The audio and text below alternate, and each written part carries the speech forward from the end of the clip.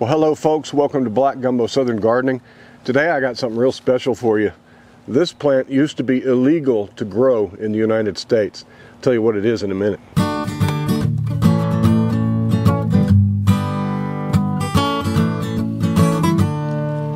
As I start to consider growing more perennials, plants that will give me food every year, like fruit trees and berries, I've been looking around for something to plug into my little raised bed here that currently isn't that productive. It's got some leeks and onions in it. I've got leeks and onions everywhere else. Well, I found a plant that I want to grow there. These bare root little berry plants showed up today. These are currants.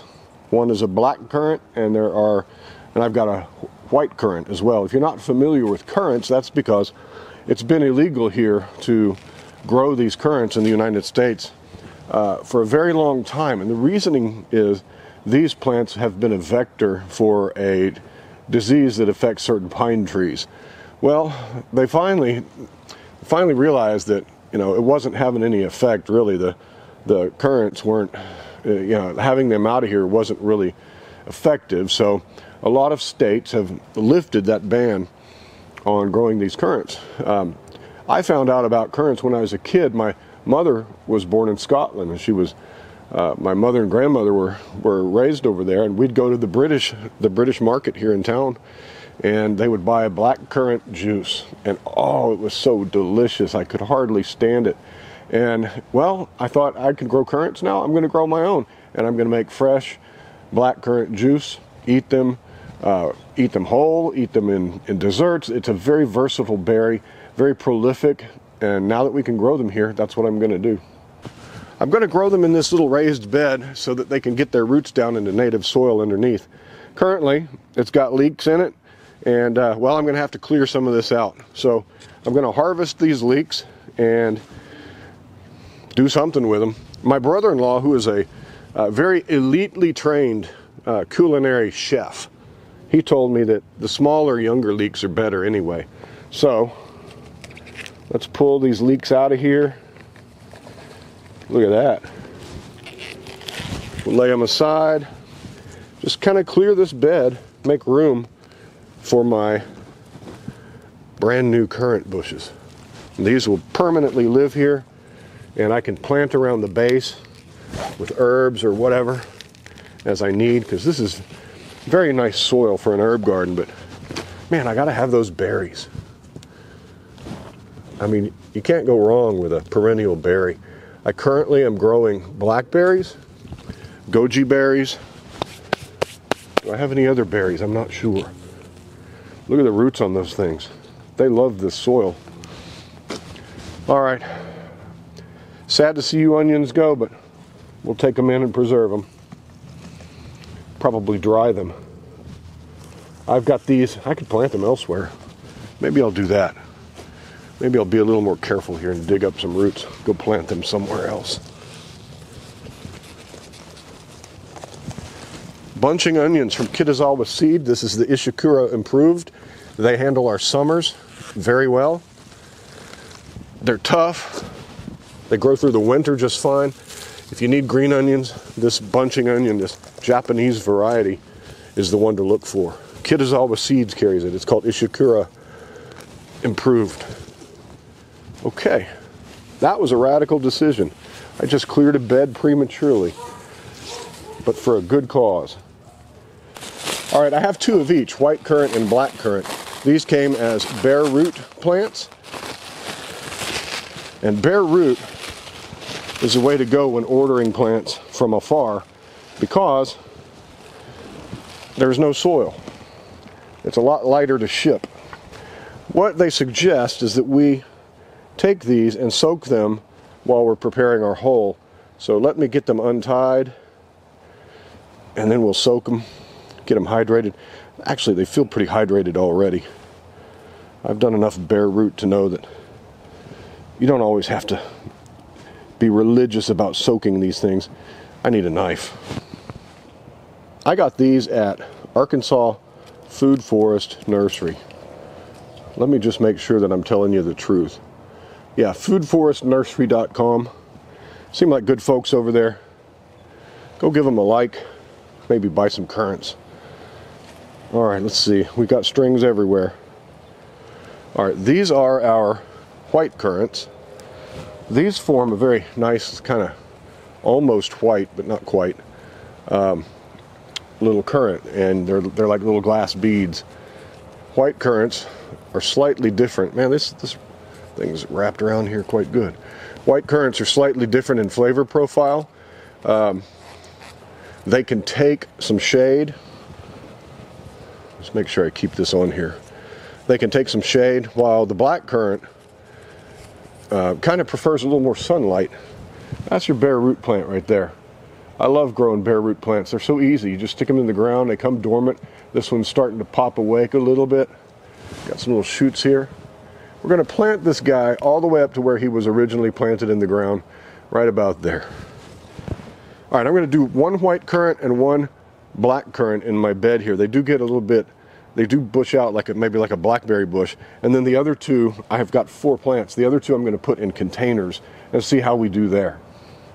These will go down pretty deep, so I'm going to dig a pretty good sized hole here in my soil. Now this was a hugelkultur bed. Many years ago I put this in. I don't know how many. I guess it hadn't really been that long. There's still a little bit of wood down in the bottom of this hole. Let's see if that hole's going to be sufficient. That looks about right. We want to bury it up to where it was originally buried.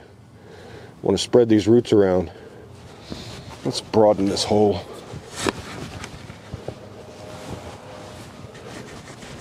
It's kind of interesting to see what's down here after all these years. Lots and lots of earthworms. That's encouraging. So we're basically down to native soil here. So these roots will benefit from that. The mineralization in the native soil is good for your plants. And we'll just backfill a little bit for now. And I'll show you what I'm going to do. I'm going to water it now so that those roots are sure to get hydrated. Again, we get to see what's in the bottom of this hugelkultur bed. There I hit native soil, and there's still some wood down there. Let's look at it. See, here's what we want with a, let's see if I can focus. Hugelkultur depends on fungal breakdown, and you can see these filaments of fungus in this wood, and this wood is real light. That's ideal. That's what we want. All that fungal life working on this wood to break it down, to release the nutrients to the soil. We'll put that back. I get borage growing back right here every year. Borage is a great bee attractor. All right, let's take a look at this. That's going to have to go a little deeper. Yep. I'm going to have to actually get into my natives ground here just to make this guy fit. This was hard clay before I put a raised bed on top of it. Like, I dug that post hole and showed you the walls were like hard black gumbo clay. But look now, there's a little sand in there. It's starting to break up real nicely because of all the organic materials that we've amended this bed with. It affects the soil beneath. All right, let's see about this guy. Yeah, that ought to do. Right there.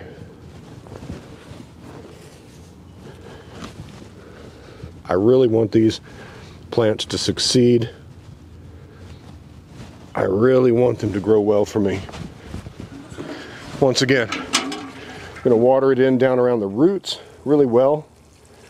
Hydrate those dormant roots. And then continue to backfill.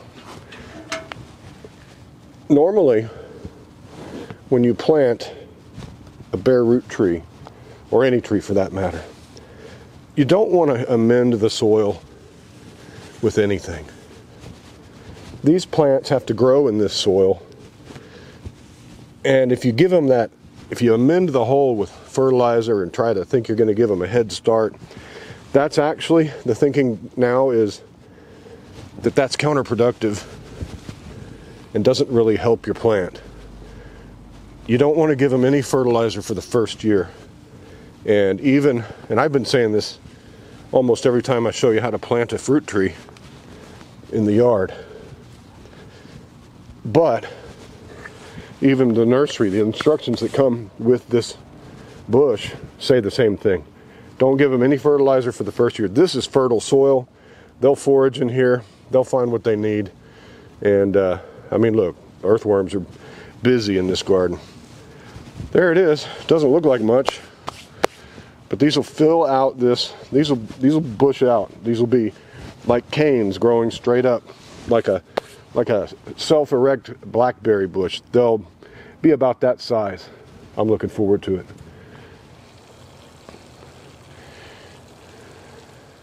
Now my other two I'm going to try to grow in a pot.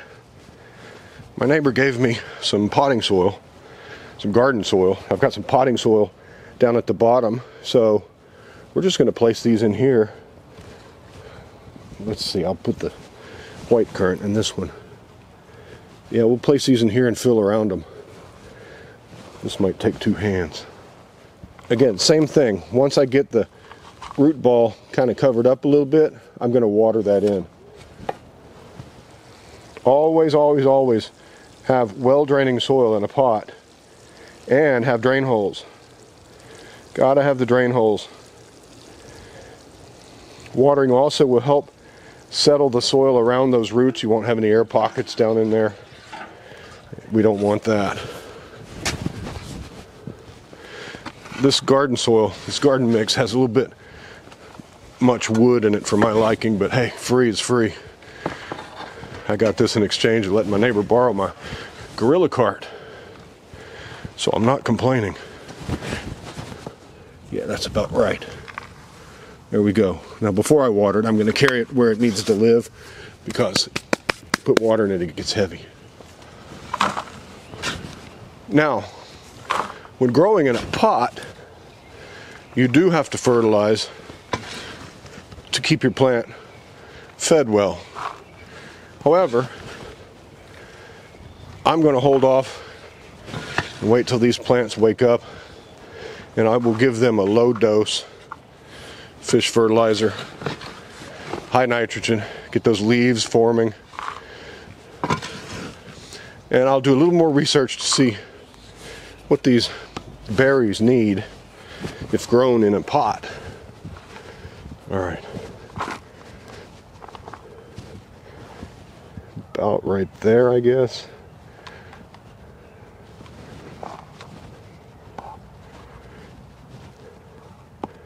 Yeah.